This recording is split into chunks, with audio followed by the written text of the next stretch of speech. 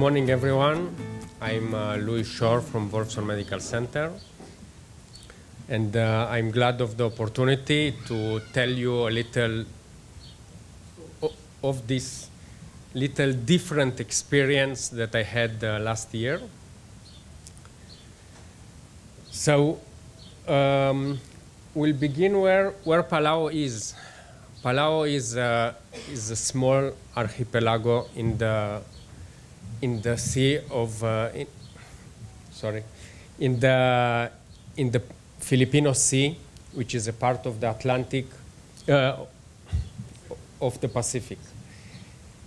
If I take the Pacific and I divide it to parts, it has three major parts. It's part of the Polynesia, Melanesia, and Micronesia. This is Palau is placed in Micronesia part, not to be confused with the Federated States of Micronesia, which is a different country. If we look around, there is nothing. The closest place to Palau is Guam, which is about 1 hour flight from Palau. And Palau is an archipelago. It's some of its islands. It's very spread apart along the oceanus. Most of its islands are defended by a long reef, which makes the water relatively quiet. And a closest look, it looks like this. This is the most populated region. It's called Schorr. This is the hospital. It stays on the sea, and about here we lived. The national system in Palau is made of one big hospital. Big is relatively, of course. One hospital, 3 private clinics, and several outreach clinics. When I speak outreach, it means that they take a boat and they are going to islands and give some medical care. The hospital is built of three main wards: one internal medicine, one obstetrics and gynecology, and surgical ward. The emergency room. Most of the people in Palau have something that is called an insurance. There are some people who don't have this insurance, and this makes them eligible for referral to off-island treatment if it's needed. The problem begins when there is an emergency or there is something that people do not have, which is this insurance. This is a picture of the surgical ward. Most of the workers there are Filipino, with some of locals, and a really few doctors from outside. There is the on-call list. The ortho was on call for 1 year. So when I came there, I knew that I'm coming to a different place. However, it takes time to understand how different it is from our usual life. They knew that I'm coming about a few months before I arrived. And since the moment that they knew that I'm coming, they didn't refer no one. They didn't refer no one, and all the people waited for me to come. So the first clinics were very challenging because each person or patient who came in, it was a ticking bomb. This one waited for 4 months. They knew that she had a big problem, but they didn't refer her, so she waited for me. Lately, it was soft tissue aggressive sarcoma. This patient, after inquiry, she has multiple myeloma. She had multiple myeloma. And another thing that I understood after a short period of time is that in this part of the world, they have severe OPLL, ossified posterior longitudinal ligament. And for example, of this patient, she arrived because of instability problems. And when you see this, you understand why she has instability problems. But she was not the only one. There were many more after with the same CT scans. There are also a lot of people who were treated outside or not treated or partially treated. Outside, it means or in Taiwan that they have a cooperation with their hospital, or in the Philippines. And these people also waited for a long time until an orthosurgeon arrived, or the bone doctor, how it's called there. If it was challenging, I understood soon that the surgical room was much more. When I began, when the drill stopped working, I asked for the next drill, and I got this. And I understand that it's different.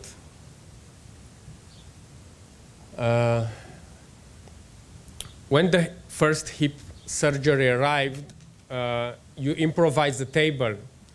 You improvise some weights, a traction device, a boot, and you make a surgery. However, you find out that you have no possibility to connect the plate to the hip screw because something is missing in the set. And it was the changing point for everything, because this was the moment that I took all the boxes and I became aspaka sterilit to find every screw and everything that connects to everything. And after a revision surgery, she felt well, and also the next patient provided from this. So there were a few months of good surgeries that the OR began to tick after a long, long time that it didn't work well, until the next problem arrived. This patient was on the traction table, the improvised one, and the X-ray technician said that the C-arm is not working. So I remember once the Dr. Aner said that when he began, he did surgeries with X-ray. So I did the same. I'll remind you how you do surgery with X-ray. You put a guide wire, you X-ray, he works to develop it. We get out, we look, we say, okay, we have to change a little. And everything begins again.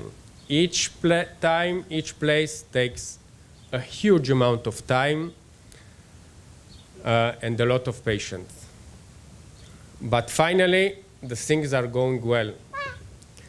So you find out that when you are very remote place, it takes a long time until things are changed. In order to fix this, although it was a new C-arm, it took 2 months, and technicians who came there and couldn't find the problem. So there are also children. We are children orthopedics. To do supracondylar with X-ray is also challenging. But it was okay. After 2 months, it worked. I had also the opportunity to work with my wife in the surgical room. My wife is an eye doctor, and she does skin grafts much better than I do. And we did almost a lot of things that we are not used to do in our daily life. Skin grafts, mandibular bone masses, and so on. One of the major experiences was this ship. It's a huge ship that was moving coal from Australia to South Korea. And one of the workers, a Filipino worker, had an injury of the leg, and they asked all the countries around Nauru, Kiribati, there are a lot of them with weird names, for help, and only Palau had the orthopedic surgeon. So we went into the sea. It's a huge ship. It has 15 meters outside the water and 10 meters inside. So as you saw, the shore is low, and it couldn't get into the Palauan waters. We went to reach them, and it was a Filipino with 1 minute. 1 minute remain. It will take a little more time.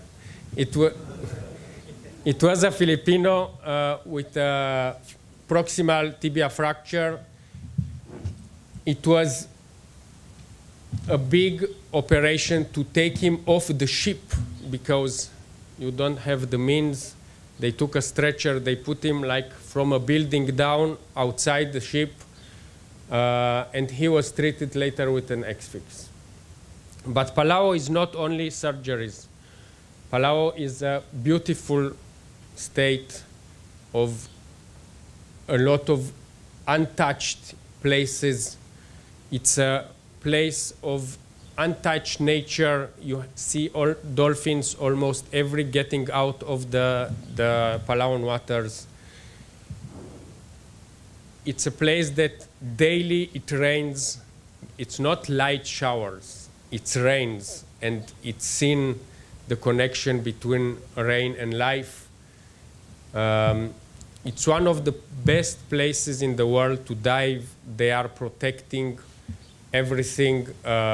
You are not allowed for commercial fishing in Palau.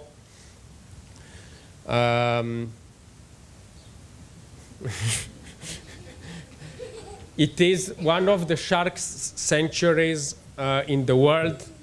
There are places, a lot of places that you can see sharks when you dive. And it's also one of the places that one of the fiercest battles in the World War II took place in the island of Peleliu, when the United States forces tried to take the island of Peleliu that was held by Japanese forces that were very good in shelters there. It's full of history, this place. Luckily, besides family, there was one orthopedic surgeon with his wife from a small place in Israel who came to visit me. And it was a very good and nice experience. It was a nice week, and we did a lot of things together.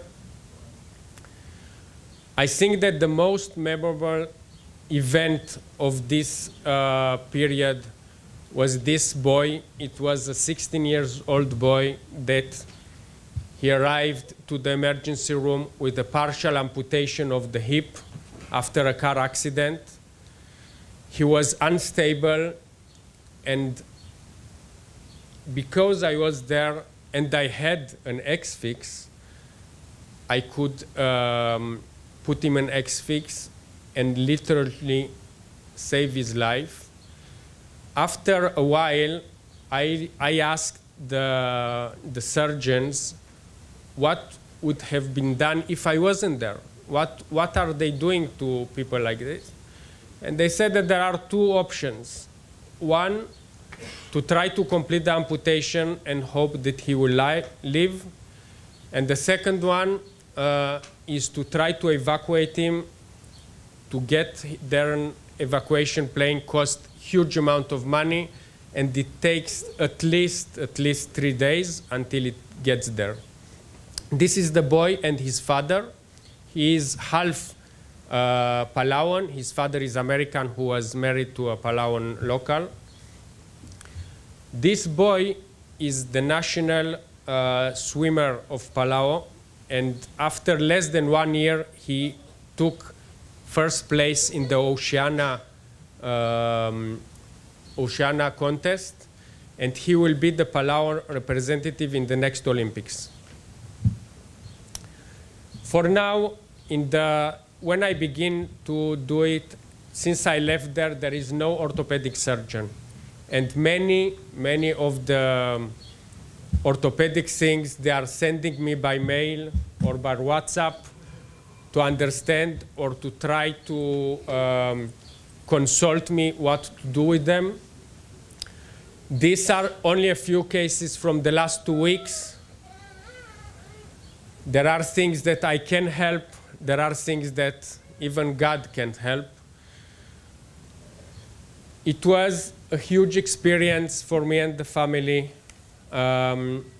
It was an orthopedic experience and gaining a lot of experience because you are the only one. There are no second opinions. The patients are with you from the beginning till the end. Thank you very much.